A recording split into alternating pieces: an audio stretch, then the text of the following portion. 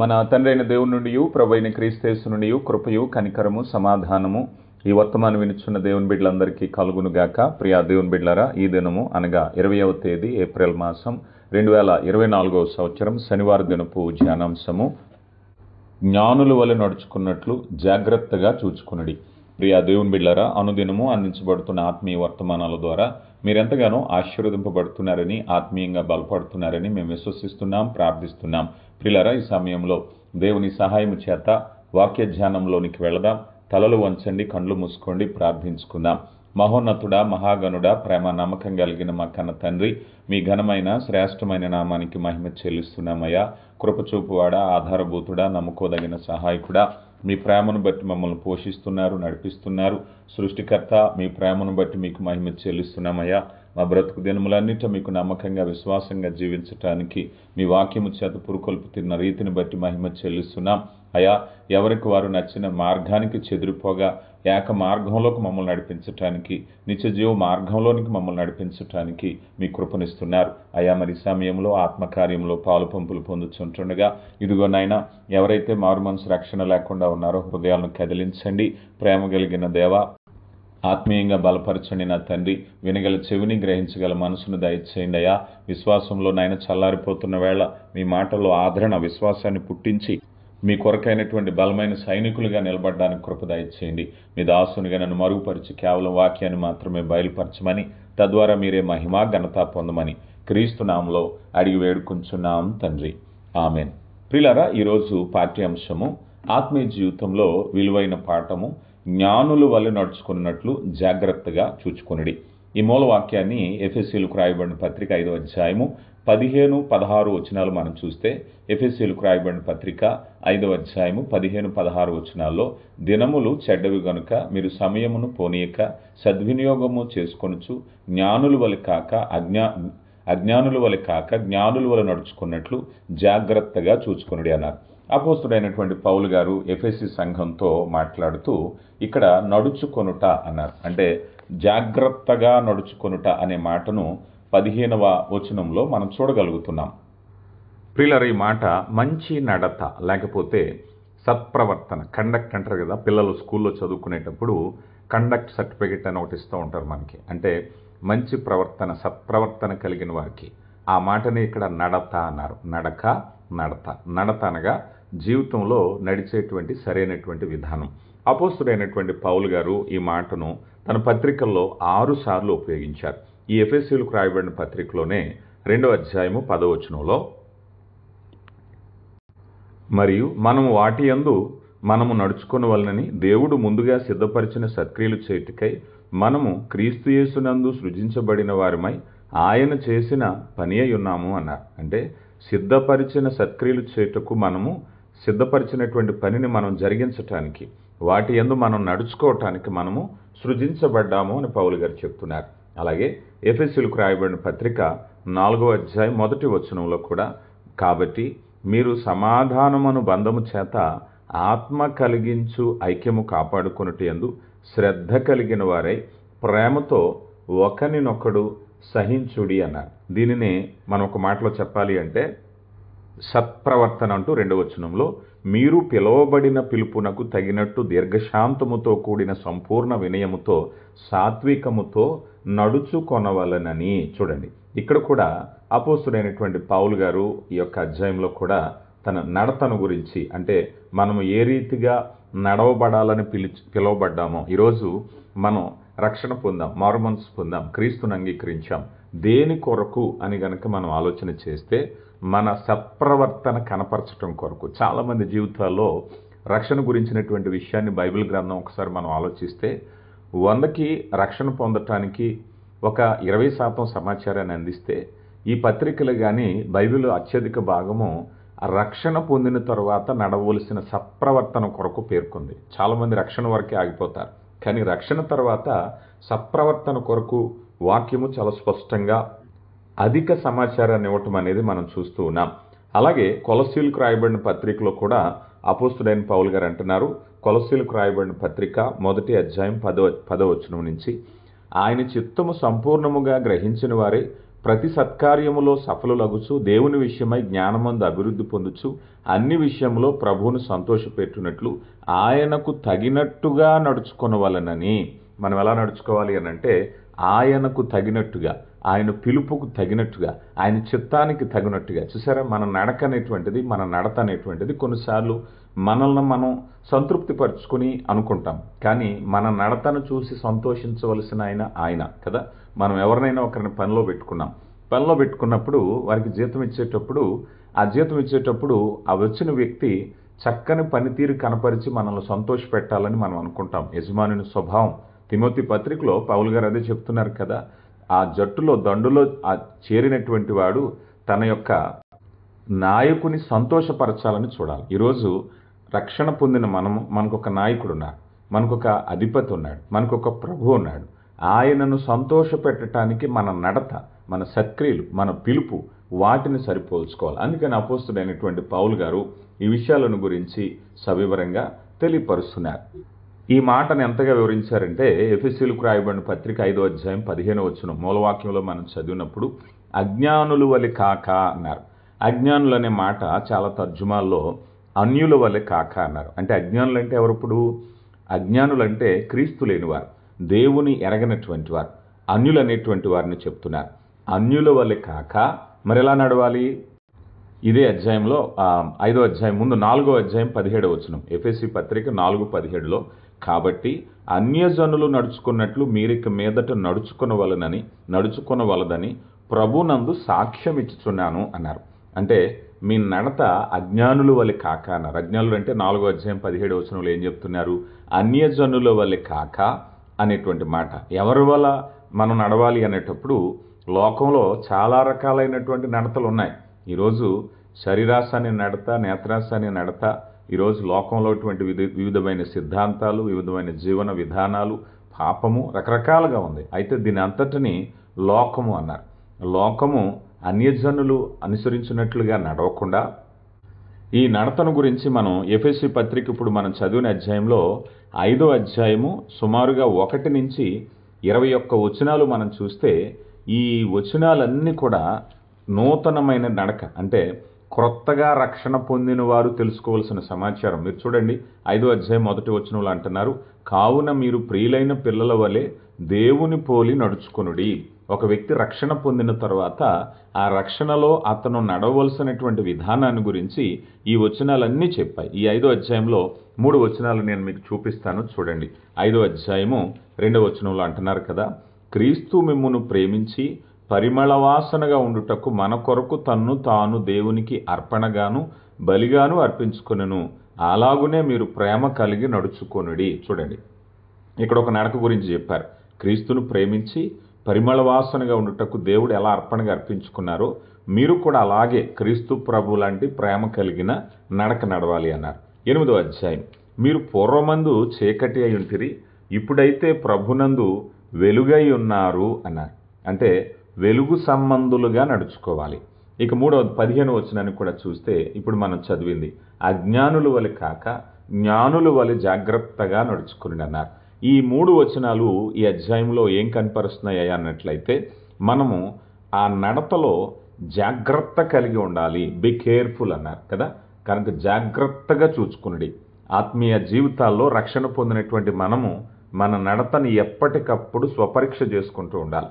మనం లోకంలో వెళ్ళిపోతూ ఉంటాం, వ్యాపకంలో, లేకపోతే పనిపాటల్లో, ఉద్యోగంలో, తీరిక లేని సమయంలో. కొన్నిసార్లు మన జీవితాల్లో మన నడతను పరిశీలించుకునే సమయమే లేదు కదా. చాలామంది అయా వాక్యం వినటానికి సమయం లేదంటే నీ నడతను పరీక్షించుకునే సమయం నీకు లేకపోవటమే. దేవుని సన్నిధిలో దేవుని చిత్తాన్ని పరిశీలించాలి, ధ్యానించాలి. ఈ వాక్యం వినేటువంటి మనలో ఈ తలంపు పుట్టడానికి గల కారణం ఏమిటంటే ఈ వాక్యానికి మనం సమయం ఇచ్చాం, ఈ వాక్యానికి మనం చెవినిచ్చాం, ఈ వాక్యం మనతో మాట్లాడుతుండగా ఆలకిస్తున్నాం. గనక ఎఫెసీ సంఘంలో అపోస్తుడైనటువంటి పౌలు గారు సత్ప్రవర్తన, నడతన గురించి ఎంత చక్కగా చెప్పారు అంటే మనం ఆ నడతన గురించి మనం తెలుసుకోవాలని. ఒకవేళ మనం వాక్యానికి చెవినే ఇవ్వలేకపోతే అసలు కనీసం దాని గురించినటువంటి ఆలోచనే మనలో లేదు, జాగ్రత్త అనేది లేదు. ఈ జాగ్రత్తను గురించి మనం ఆలోచన చేస్తే యాకోబు పత్రిక 3వ అధ్యాయము 13 నుంచి 18 వచనాలు ఇలా ఉన్నాయి. మీలో జ్ఞాన వివేకము గలవాడెవడు? వాడు జ్ఞానముతో కూడిన సాత్వికము గలవాడే తన యోగ్యమైన ప్రవర్తన వలన తన క్రియలను కనపరచవలెను అన్నారు. ఈ సత్ప్రవర్తన కండక్ట్లో ఏమిటయ్యా అన్నట్లయితే, జ్ఞానముతో కూడిన సాత్వికము గలవాడే యోగ్య ప్రవర్తన వలన తన క్రియలను కనపరచాలి. నా జీవితంలో నేను మంచి ప్రవర్తన, మంచి నడతను కలిగి ఉండాలి అంటే నా జీవితంలో క్రియలను కనపరిచే విధంగా ఉండాలి. తర్వాత అంటున్నారు, మీ హృదయములలో సహింపకలని మత్సరము వివాదము ఉంచుకుని వారైతే అతిశయపడవద్దు, సత్యమునకు విరోధముగా అబద్ధమాడవద్దు. సత్యమునకు విరోధముగా అబద్ధం ఆడటం అంటే ఏమిటి? సత్యము మనకేమి నేర్పించింది కదా? మన వాక్యాన్ని విన్నాం, వాక్యానికి లోబడ్డాం, క్రీస్తు ప్రభువుని రక్షకుడిగా అంగీకరించాం. వాక్యం మనకేమి నేర్పించింది? పరిశుద్ధంగా జీవించాలి, మరణం వరకు నమ్మకంగా ఉండాలని మనకు నేర్పించింది. అయితే మీ హృదయములలో సహింపకలనవి కాని చేదైన మత్సరము వివాదం ఉంచుకున్న వారైతే అతిశయపడవద్దు, సత్యమునకు విరోధముగా అబద్ధమాడవద్దు అన్నారు. అంటే హృదయములో చేదైనటువంటి మత్సరము వివాదము ఉంచుకుంటే మనం సత్యానికి విరోధంగా ఉన్నాం, అంటే వాక్యానికి విరోధంగా జీవిస్తున్నాం. వాక్యం మనకి చెప్పింది అది కాదు, కానీ వాక్యం చెప్పిన ప్రకారంగా మనం జీవించకపోతే వాక్యానికి విరోధంగా, సత్యానికి విరోధంగా మనం జీవిస్తున్నాం. ఈరోజు మన నడత ఎలాంటిదంటే, ఈరోజు మనం అనుకుందాం, ఎవరో ఒక వ్యక్తి చెప్పారు, అయా పలానా చోటకు మీరు వెళ్ళాలి అంటే ఇదిగో ఈ తిన్నగా కొంత దూరం వెళ్ళి కుడి చేతి వైపు తిరగండి అన్నారు. వెంటనే ఆ సమాచారం చెప్పిన తర్వాత మనం వెనక్కి నడవటం మొదలు పెట్టాం అనుకోండి, మనం వెళ్ళవలసిన గమ్యం ఎదుర్కొంది.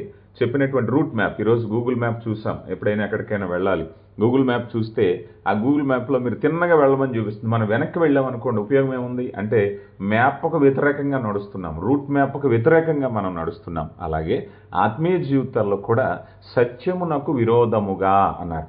అంటే మన నడత ఎలాగుందయ్యా అంటే చెప్పిన విధంగానే నడుస్తున్నామా? నీకు ఒక సమాచారం ఇవ్వబడ్డది, అయ్యా పలానా చోటకు వెళ్ళాలి అంటే ఈ తిన్నగా వెళ్ళాలి, స్టేషన్లో వెళ్ళాలి, బస్సు ఎక్కాలి, ట్రైన్ ఎక్కాలి, ఇక్కడ దిగాలి, మరొకటి ఎక్కాలి, ఇక్కడ చేరుకోవాలి, ఇదిగో ఇక్కడ ల్యాండ్ మార్క్ ఉందని నీకు వివరంగా చెప్పినప్పుడు వాటిని ఏవి పట్టించుకోకుండా నేను ప్రయాణం చేస్తున్నానన్న ఉద్దేశంతో ఎటువైపు వెళ్ళమన్నారో అటువైపు కాకుండా మరొక వైపు వెళుతుంటే నీ నడత సత్యమునకు విరోధమైనది కదా.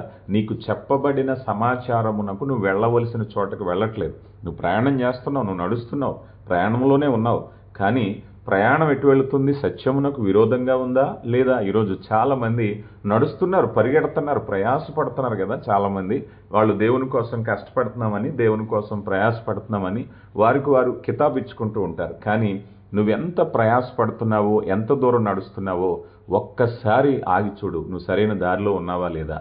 నడుస్తున్న మాట వాస్తవమే కదా. ప్రభువారు అంటున్నారు, ప్రయాసపడి భారం మోసుకొని పోచున్న సమస్త జనులారా నా యొద్దకు రండి, నేను మీకు విశ్రాంతిని కలుగచేతును. చాలామంది ప్రయాసపడిపోతున్నారు, కష్టపడిపోతున్నారు.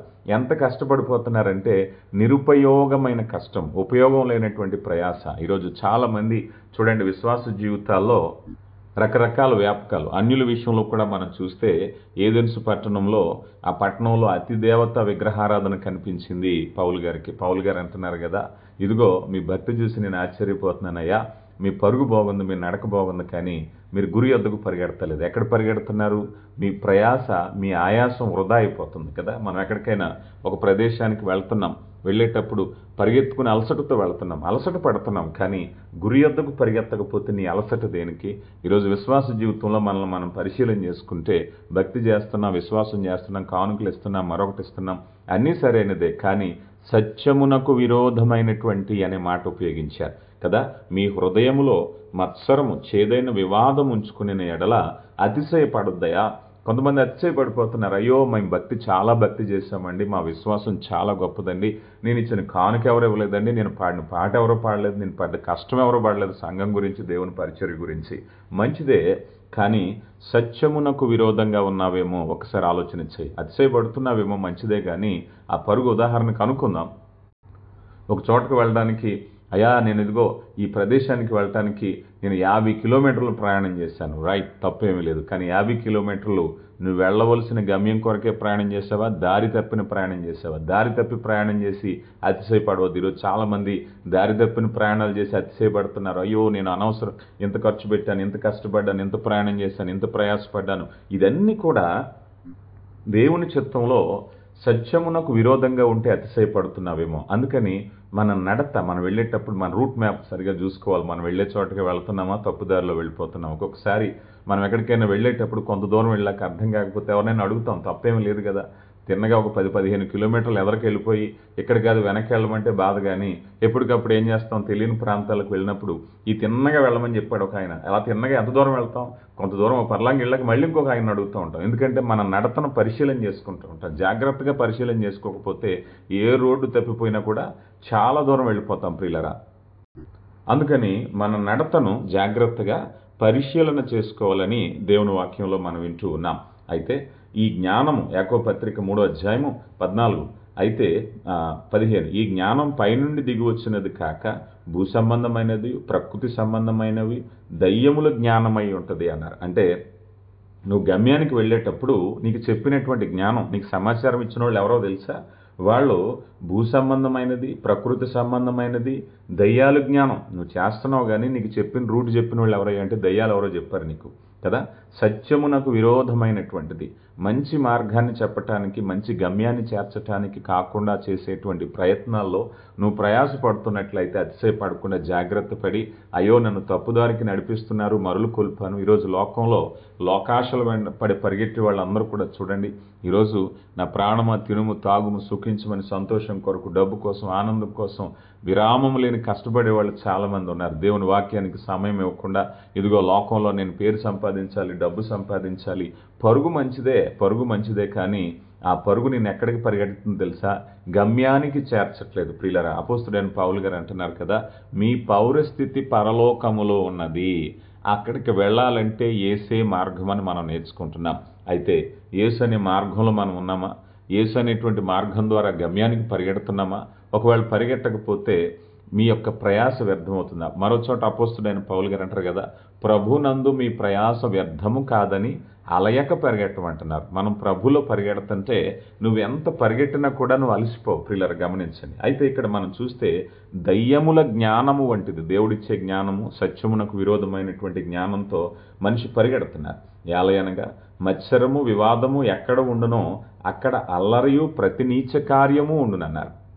ఇంకా చూడండి, అయితే పైనుంచి వచ్చు జ్ఞానం మొదట పవిత్రమైనది, తరువాత సమాధానకరమైనది, మృదువైనది, సులభముగా లోబడినది, కనికరముతో మంచి ఫలముతో నిండుకొని పక్షపాతమును వేషధారణను లేనిది అన్నారు. కనుక ప్రియులారా, దేవుని చిత్తంలో మన నడతను గురించి ఇక్కడ మనం చూస్తే మనం వెళ్ళేటువంటి రూట్ మ్యాప్, మనం ఎక్కడికి పరిగెడుతున్నాం అన్నది కాదు. పరిగెట్టేటప్పుడు ఈరోజు చాలామంది లోకాశలు వెంబడి పరిగెడుతున్నారు, చాలామంది శరీర సౌఖ్యం కోసం పరిగెడుతున్నారు, ధనం కోసం పరిగెడుతున్నారు.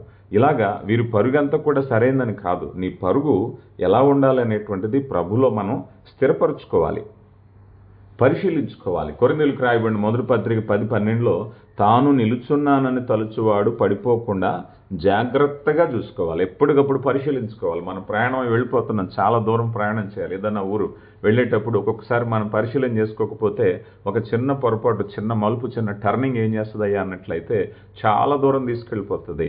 మనం చూస్తూ ఉంటాం దుబాయ్ దేశంలో ఫ్లైఓవర్స్ అన్నీ కూడా ఎలా ఉంటాయంటే జిగ్జాగ్, అంటే ఒకే ఫ్లైఓవర్లో ఇంచుమించు కొన్ని వందల రోడ్లు కలగొలుపుగా ఉంటాయి. ఈ కలగొలుపులో నేను చూశాను, ఒక పొరపాటున ఒక చిన్న సిగ్నల్ కనుక దాటి ఒక రోడ్లోకి వెళ్ళవలసిన రోడ్ని దాటి పక్క రోడ్డుకి వెళితే మరలా మనం అనుకునే పాయింట్ రావడానికి కొన్నిసార్లు 1, 2 గంటలు, 3 గంటలు పట్టిన సందర్భాలు ఉంటాయి. నేను ఒకరోజు ఒక మీటింగ్కి మిస్ అయిపోయిన అలాగ ఒక సుమారుగా 2.5 గంటలు పట్టింది మళ్ళీ అదే పాయింట్కి రావడానికి. అంటే ఒక చిన్న తప్పిదము చాలా దూరాన్ని చేర్చేస్తుంది. అందుకని మనం చూస్తే తాను నిలుచున్నానని తలుచువాడు పడిపోకుండా జాగ్రత్త పడాలి అని అంటే అప్పుడప్పుడు మన రూట్ మ్యాప్, మనం ఎక్కడున్నాం, జాగ్రత్తగా వెళ్తున్నామా, మన నడత సరిగా ఉందా, సరైన రూట్లోనే వెళ్తున్నామా, రాంగ్ రూట్లో వెళ్తున్నామా, ఒకవేళ ఏదైనా దెయ్యం సహాయంతో ఇందాక మనం చూసాం దయ్యములు జ్ఞానం అన్నారు, అంటే దేవుని సహాయం లేకుండా దయ్యాల జ్ఞానంతో ఏమైనా రిపోర్ట్ తీసుకుంటే మనం దారి తప్పిపోయే ప్రమాదం ఉంది. అందుకని ప్రియులారా, జాగ్రత్తగా మనం రూట్ వెళ్ళాలి. ఎందుకనంటే అపవాది పొంచి ఉంటాడు, అపవాది దారి తప్పిస్తూ ఉంటాడు. అందుకని మనం మంచి ఆలోచనతో ప్రభు కొరకు సిద్ధపాటు కలిగినటువంటి సత్ప్రవర్తనతో ముందుకు వెళ్ళాలి. ప్రియులారా, అందుకొరకు దినములు చెడ్డవు గనక అన్నారు. దినములు చెడ్డవు గనక ఏం చేయాలి? ఉదాహరణకి మనం అనుకుందాం, వేసవకాలం వచ్చింది, బయటికి వెళ్ళాలి. పిల్లలకి ఏం చెప్తాం మనం? అయ్యో ఎండవేళను ప్రయాణం చేయకండి, నీడ పట్టున ఉండండి, రోడ్ల మీద తిరగకండి, చెప్పులు వేసుకోండి అంటామా లేదా? ఎందుకంటే జాగ్రత్త కలిగి నువ్వు ప్రయాణం చేయాలి. ప్రయాణం చేయాలి అని అంటే వర్షం వస్తుంది, ఎలా వెళ్ళాలి? నువ్వు గొడుగు పట్టుకోవాలి. బాగా తీవ్రమైన ఎండ ఉంది, తీవ్రమైన ఎండ ఉన్నప్పుడు సరైనటువంటి కాళ్లకు చెప్పులు వేసుకోవాలి. అలాగే నెత్తిన సరైనటువంటి ఎండకు సరైనటువంటి ప్రొటెక్షన్ కావాలి, సరైన వస్త్రాలు వేసుకోవాలి. అలాగే చలిలో నువ్వు వెళుతున్నావు, చలిలో నువ్వు వెళ్ళేటప్పుడు చలిని కాచుకునేటువంటి సరైనటువంటి మంచి నూలు వస్త్రాలు కనుక వేసుకున్నట్లయితే చలి లేకుండా ముందుకు వెళ్తాం. ఇవి లేకుండా వెళ్ళాం అనుకుందాం, మలమల ఖాళీ రోడ్డు మీద చెప్పులు లేకుండా ఒక వ్యక్తి ఎంతకాలం ప్రయాణం చేస్తారు? ఎంతసేపు ప్రయాణం చేస్తారు? కొద్దిసేపటికి కాళ్ళు మండుతాయి, ఇంకా మొండిగా ముందుకు వెళ్తే బొబ్బలు వస్తాయి, ఇక కూర్చుంటాడు, ప్రయాణం కాస్త ఆగిపోద్దా? ఆ కాసేపుడికి కాదు, ఆ బొబ్బలు వచ్చాక మళ్ళీ వారం రోజులు మరలా కాళ్ళు సరయ్యేంత వరకు ప్రయాణం చేయడానికి అవకాశం ఉండదు. అలాగే చలిలో వెళ్ళే వ్యక్తి కూడా చలిలో దుప్పటి సరైనటువంటిది కప్పుకునేటువంటిది చలిలో లేకపోతే కాసేపటికి ఎక్కడైనా మూల కూర్చోవాలని ప్రయాణం ఆగిపోతుంది. అలాగే తడిలో వర్షంలో కూడా ఇలాగ ప్రయాణం చేసేటప్పుడు జాగ్రత్తగా ఉండాలి. అందుకని జాగ్రత్త అనే మాట ఉపయోగించినప్పుడు నడతను గురించి ఇక్కడ అపోస్తుడైన పౌలు గారు 6వ అధ్యాయము 13వ వచనంలో మనం చూస్తే దేవుడిచ్చు సర్వాంగ కవచములు ఉన్నాయి కదా. నీ ప్రయాణంలో నువ్వు చక్కగా వెళ్ళాలి అంటే, నువ్వు క్షేమకరంగా ప్రయాణం చేయాలంటే నువ్వు అన్నీ కూడా ముందుగా అందుబాటులో ఉంచుకోవాలి. వేరే దేశాలు ప్రయాణం చేసేవారు, లేకపోతే వేరే ప్రాంతాల పర్యటనలో ఉండేటువంటి వారికి కావాల్సిన అన్నింటినీ సిద్ధపాటు చేసుకోవాలి. అయితే ప్రయాణం సాగదు. ఒక్కొక్కసార్లు ఏవో లేక ప్రయాణం ఆగిపోతే వెనక్కి వస్తే ఎంత విచారకరంగా ఉంటుంది. అందుకని ప్రయాణం కోసం అన్నీ నువ్వు సిద్ధపాటు చేసుకోవాలి. నువ్వు దూరదేశం వెళ్తున్నావు, ఎయిర్పోర్ట్కి వెళ్ళాక పాస్పోర్ట్ లేదంటే, ఎయిర్పోర్ట్కి వెళ్ళాక ఇంటి దగ్గర నేను వీసా మర్చిపోయానంటే ఎలా ఉంటుంది? కనుక ప్రయాణ విషయంలో నీ నడత సరి చేసుకోవాలి అని అంటే నీ ప్రయాణం ముందుకు వెళ్ళటానికి కావాల్సిన ఏర్పాట్లు. అందుకని సర్వాంగ కవచములు అన్నారు. సర్వాంగ కవచంలో నువ్వు ప్రయాణం సాఫీగా సాగాలి అంటే రక్షణను శిరస్త్రానం ఉందా నీ దగ్గర? ప్రయాణం వెళ్ళిపోతున్నావు, యేసు కొరకు బ్రతకాలి, యేసు కొరకు జీవించాలి అంటే మొదట నీకు రక్షణ అనేటువంటిది ఉందా లేదా? అలాగే మనం దిగువన ఈ ఉండేటువంటి సర్వాంగ కవచాలను మనం చూసినట్లయితే పాదములకు సమాధాన సువార్త వలనైన సిద్ధ మనసును జోడు తొడుగుకొని ఏముండాలి? ఈరోజు సువార్తను విన్నవారుగా ఉండాలి, సువార్త చేత రక్షింపబడిన వారుగా ఉండాలి. అలాగే సిద్ధమైనటువంటి మనసు కలిగి సువార్త వలన ప్రభు కొరకు జీవించాలి.